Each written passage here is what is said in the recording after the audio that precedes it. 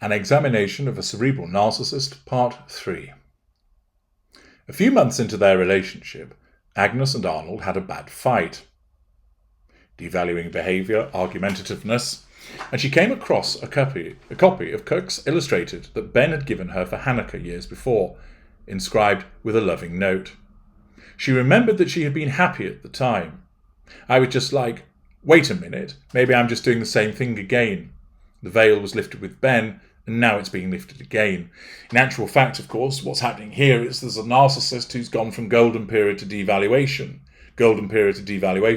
but thinks that it's something of a higher level, some kind of insight, some lifting of the veil, typical, of course, of the way that the cerebral approach is occurring in relation to her narcissism.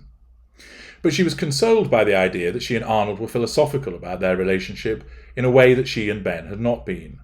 Agnes, who was diagnosed with autism in her 30s, felt that she and Arnold were trying to navigate the problem of loneliness, not the kind that occurred when each of them was in a room alone, but the sort of loneliness that they felt in the presence of another person, making themselves seem overly complex and self-absorbed. Most couples struggle with a version of this problem, but it often feels like a private burden. For Agnes, it was philosophical work, a way of sorting out what one human can be to another human. It seemed to her that Arnold had come to her with a question.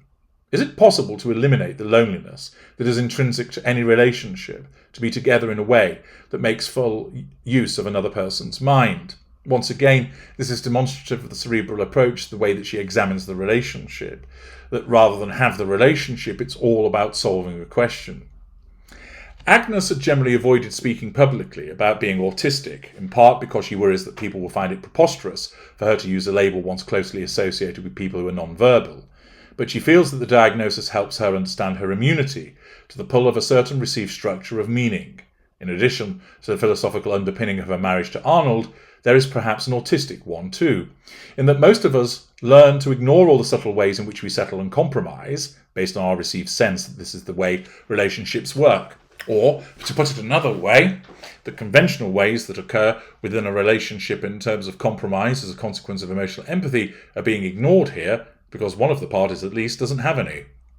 Agnes never assumed that those social conventions inherently made sense. The period during which she and Arnold fell in love felt like proof. It was, she said, the first moment when the world says to you, that can be possible. Grandiosity, magical thinking. Nothing can be more important than that.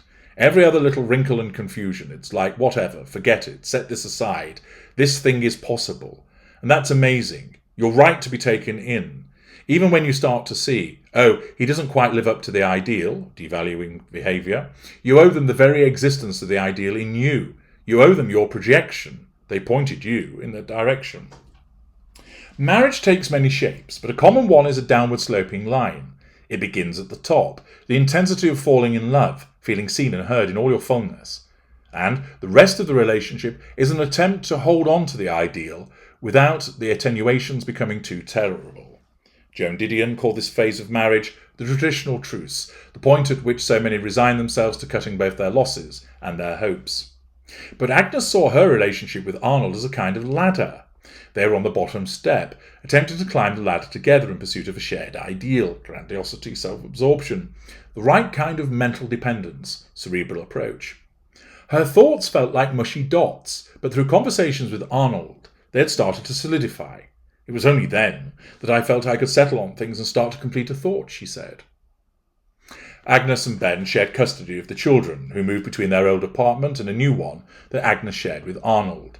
On Agnes's nights with the children, Ben would often come over and have dinner, and they talk about philosophical questions together, cerebral approach, but notice a method of control which ordinarily wouldn't be present in a relationship. The fact is that she's married to Arnold, but continues to assert control over Ben, showing no emotional empathy for either of the men by effectively triangulating them with one another. Such a setup is not one which is governed by emotional empathy. Ben approached Arnold with openness and warmth. Arnold told me he could have gotten really upset and done a bunch of destructive things, perhaps I would have, and I'm quite sure plenty of other philosophers would have, but it would have been useless destruction, and Ben had the foresight to see that you shouldn't do what you will later regret. Agnes got pregnant shortly after getting married, and she and Arnold moved back into the apartment that she had shared with Ben. It seemed unnecessarily burdensome for the oldest children to bounce between two homes, spending half their time away from their youngest sibling, a brother. We wanted all three children to have breakfast together, Ben said. Agnes noticed that people who had once urged her not to get a divorce were now pushing her to distance herself from Ben to make a clean break, evidently people seeing it sensibly. But she and Ben were still dependent on each other in ways that she didn't want to ignore. They saw no reason to separate their bank accounts, continued assertion of control through finances. They never stopped talking about philosophy, method of assertion of control in the cerebral way. Ben took on a parental role with the youngest boy, Izzy, assuming a roughly equal share of the child care. When Agnes's best friend, Yelena Baraz, a professor at classics at Princeton, visited, she was struck by how happy the children seemed. All of them had genuinely gained a parent, she told me. Jonathan Lear, Agnes's colleague, said that when he first learned about the reasons for her divorce, he was reminded of a passage in Bertrand Russell's autobiography. Russell describes how he went bicycling one afternoon, and as he was riding along a country road, realised that he no longer loved his wife. Something similar happened to Agnes. Lear said, but instead of bicycling back and severing ties, as Russell eventually did, they spent their life happily together, all three of them. To my eyes, it's a beautiful, mutually supportive creation. Or, more likely, is the case that at least one narcissist is asserting control over the other two individuals in the relationship, and does so in a way which enables her to draw on the prime aims from two people more readily. When I told a friend about Agnes's home life, she said that she was reminded of The Ones Who Walk Away from Omelas, a short story by Ursula K. Le Guin, about a utopian city where everybody's happiness depends on the suffering of one child who is locked in a dark cellar, abandoned and starving. My friend suggested that Ben must live in the metaphorical cellar, again demonstrating a cerebral approach, sacrificing himself for the good of the family, an interpretation that on some level made sense to me. I had noticed among my friends that some of the most successful marriages involved inequality and clarity about it. One person sacrificed more than the other, and it was okay. Agnes told me that this interpretation was wrong, high-handedness, haughtiness. That is a really common interpretation of our situation, and I'm struck by how common it is, she added.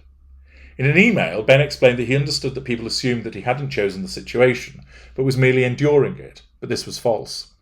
Agnes and I are close friends, and we have a lot of respect for each other, he wrote, but at this point neither of us can even imagine being married to the other person. I have moved on just as she has. Well, he evidently hasn't, because he's still living with his ex-wife. He continued, we may well stop living together once the kids leave home, but until then, we are all having a blast raising 3, now 2 sons together. Their oldest son had just left for college. He said that the 2 oldest boys were like sons to Arnold, and Izzy was like a son to him. I count myself very lucky to know Arnold, he went on. A few years ago, he and I camped in the Boundary Waters in Minnesota. In the middle of a freezing night, we went to a clearing in the forest and watched the International Space Station shoot across a star-filled sky. Next year, we are co-teaching a course on paradoxes. Agnes hosts a popular late-night conversation series at the University of Chicago called Night Owls, Cerebral Activity, in which she and another scholar spend up to 3 hours debating a single subject, like sacredness or death or organised violence.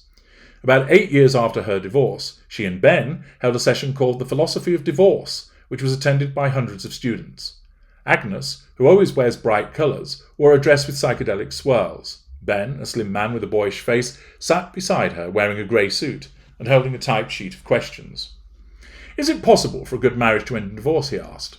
I think it's possible for a good marriage to end in divorce, she said. In a lot of ways, I think we don't see our marriage as a failure. Alternative perspective, of course, as a means of asserting control. Ben nodded. He said that when they finalised their divorce, the judge asked if there had been an irretrievable breakdown and if they had tried to repair it.